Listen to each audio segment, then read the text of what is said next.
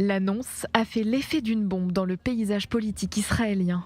Les personnes converties au judaïsme en Israël par le biais des mouvements libéraux et réformés devront être reconnues comme juives dans le cadre de la loi du retour. Conséquence de taille, elles pourront obtenir la citoyenneté israélienne. Cette décision arrive au terme d'une procédure débutée il y a plus de 15 ans, impliquant 12 personnes converties au judaïsme dans le pays par le biais de mouvements non orthodoxes. La justice avait refusé de statuer pour permettre à l'État de prendre en charge le dossier, ce qui n'a pas été fait. Une décision qui bouscule la société israélienne déjà profondément divisée, en particulier depuis la crise du coronavirus.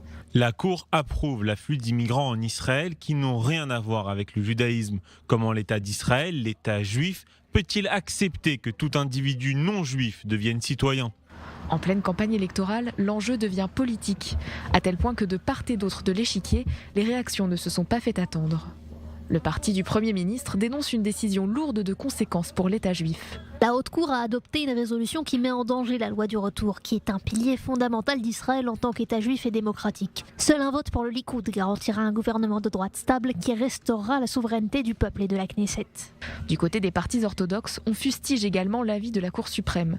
Aryeh Deri, chef du parti séfarade Chass, a affirmé qu'il s'engageait à modifier la loi afin que seule la conversion selon la loi juive soit reconnue dans l'État d'Israël. Il s'agit d'un coup mortel porté au caractère juif de l'État et d'une démolition complète du statu quo sur les affaires religieuses en Israël, maintenu depuis plus de 70 ans.